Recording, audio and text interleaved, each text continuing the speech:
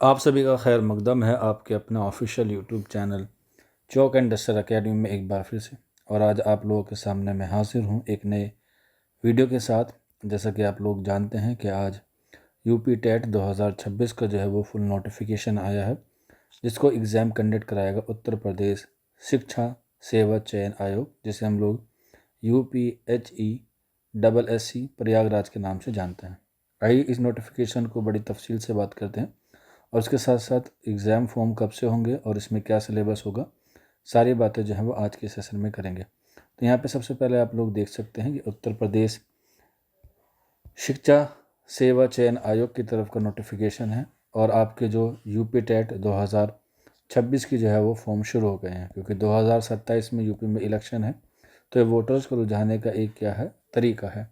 तो इसमें देख सकते हैं विज्ञापन के प्रकाशन की तिथि जो है वो आपकी 20-3-2026 है और आपको जो रजिस्ट्रेशन शुरू होगा वो 27-3-2026 से शुरू होगा और इसको जो सबमिट करने की आखिरी डेट है वो 26/4 यानी कि 26 अप्रैल 2026 को है। इसके अलावा संशोधन आप लोग 1/5/2026 को कर सकते हैं। इसके अलावा जो है वो परीक्षा की तारीख आपको 22 जून 2026 को मिलेगी और इसके अलावा जो है वो एडमिट कार्ड आपके 30 जून को आएंगे और इसके साथ साथ जो परीक्षा तिथि है वो 2-3-4 जुलाई में जो है वो आएगी। तो इस तरीके से पूरा क्या है कार्यक्रम है। आप लोग जो है वो अपने हिसाब से अपनी एलिजिबिलिटी के एतबार से जो है वो प्राइमरी लेवल और अपर प्राइमरी लेवल के लिए जो है फॉर्म भर सकते हैं। इसमें जो फॉर्म भरने के लिए फ़ीस दी गई है वो 1,000 रुपये पेपर फर्स्ट के लिए और पेपर सेकंड के लिए जो है वो 1,000 रुपये, जिसमें सामान्य EWS और OBC को शामिल किया गया है। वहीं पेपर फर्स्ट और पेपर सेकंड के लिए 500-500 रुपये और दिव्यांग के लिए भी जो है वो 300-300, यानी कि यूपी सरकार ने जो है वो दिव्यांगों को भी नहीं छोड़ा है, जबकि इसमें जो है वो उनको छूट मिलनी चाहिए थी, फ्री होना चाहिए था। ये सारी पात्रता हैं, आप लोग अपने हिसाब से जो है वो अपनी देख सकते हैं कौन सी पात्रता जो है वो आपकी आएगी। हालांकि जब फॉर्म भरे जाएंगे उसके बारे में जो है वो आपको बता दिया जाएगा।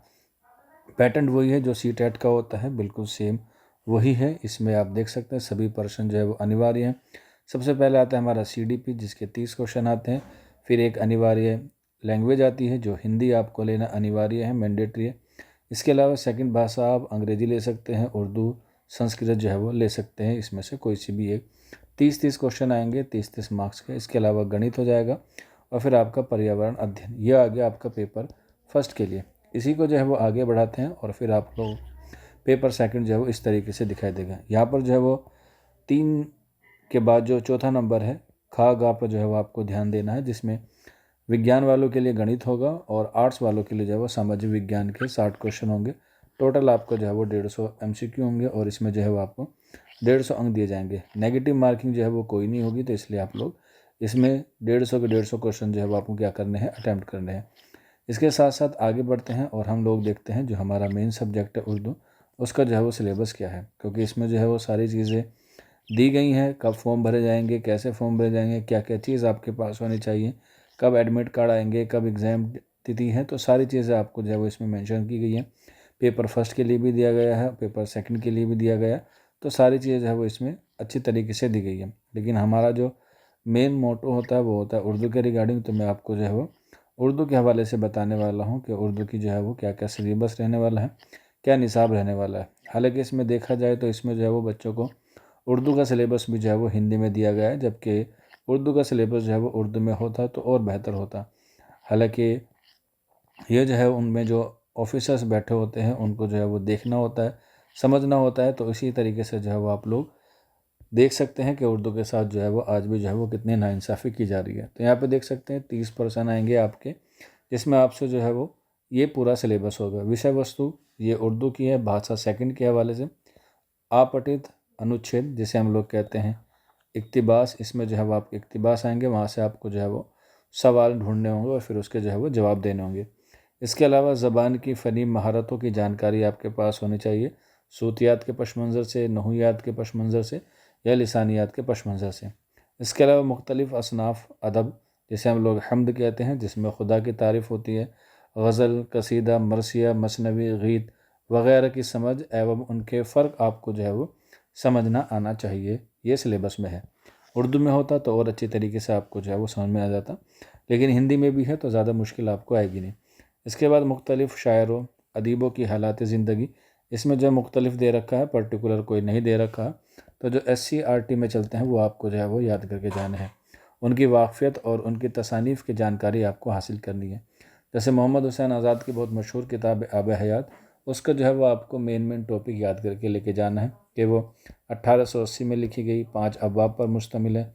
उसमें 29 शोरा का ज़िक्र है, सबसे ज़्यादा किस बाब में किसका ज़िक्र है, ये सारी चीज़ें आपको मालूम होनी चाहिए। इसके बाद मुल्क की मुश्तरका तहज़ीब में उर्दू ज़बान की खिदमत और अहमियत से वाक़फ़ियत हासिल करना। मुल्क यानी कि हिंदुस्तान, मुश्तरका मतलब होता है मिली जुली ज़बान। जो नज़ीर अकबर आबादी की शायरी की ख़ुसूसियत है, उसके पश मंज़र में आपको जो है वो इनकी बात और इनकी अहमियत आपको जो है वो समझना है। इसके बाद ग्रामर यानी कि कवायद, इस्म, उसके इक़साम, फ़ेल, सिफ़त, ज़मीर, तज़कीर और तानीज़, तज़ाद की समझ आपको होनी चाहिए। इस्म नाउन को कहते हैं, इक़साम जो है वो प्रकार को कहते हैं, फ़ेल जो होता है वो से आप लोग कहते हैं वर्ब कहते हैं, सिफ़त आपको पता है एडजेक्टिव को कहते हैं, ज़मीर सर्वनाम को कहते हैं, तज़कीर और तानीस जो है वो आप लोग जानते हैं मेल और फीमेल को कहते हैं। इसके अलावा सही इमला की पहचान और एराब की जानकारी होनी चाहिए। मुहावरे और ज़रबुल अमसाल से वाक़फ़ियत हासिल करना, यानी कि जिन्हें कहावतें और लुग़तियाँ कहते हैं। इसके अलावा सनतों की जानकारी जो मोस्ट इम्पोर्टेंट है आपको पता होना चाहिए। इसके अलावा सियासी, समाजी एवं अखलाकी मसाइल के तय बेदार होना और उस पर अपना नज़रिया वाज़ेह रखना, ये जो है वो आपके क्या है सिलेबस का पार्ट है, ये आपको जो है वो पढ़ना है। यह सारा सिलेबस आपको जो है वो चौक इंडस्ट्रियल अकेडमी पर मिल जाएगा। आप चाहे तो वहाँ से परचेज़ कर सकते हैं। ये हमारा व्हाट्सअप नंबर है 9045220432। आप लोग जो है वो इस नंबर पर रब्ता करके इन्फॉर्मेशन ले सकते हैं। और रही बात बैच की बात, तो इसके लिए आपको जो है वो एज़ सुन एज़ पॉसिबल जो है वो ज़रूर बताया जाएगा कि आपको जो है वो किस तरीके से बैच में जुड़ना है, जिसमें आपको उर्दू में से 30 नंबर लाना जो है वो आपकी क्या होगी ज़रूरत होगी। वो चौक इंडस्ट्रियल अकेडमी जो है वो इंशाल्लाह मुकम्मल करेंगे। तो ये पूरी PDF थी। उम्मीद है आपको सारी चीज़ें समझ में आ गई होंगी। फिर भी कोई डाउट रहता है या कोई क्वेरी है तो आप लोग नीचे कमेंट बॉक्स में पूछ सकते हैं, या फिर ये हमारा व्हाट्सअप नंबर है, इस नंबर पर भी आप लोग जो है रब्ता कर सकते हैं। आज के सेशन में इतना ही था। शुक्रिया।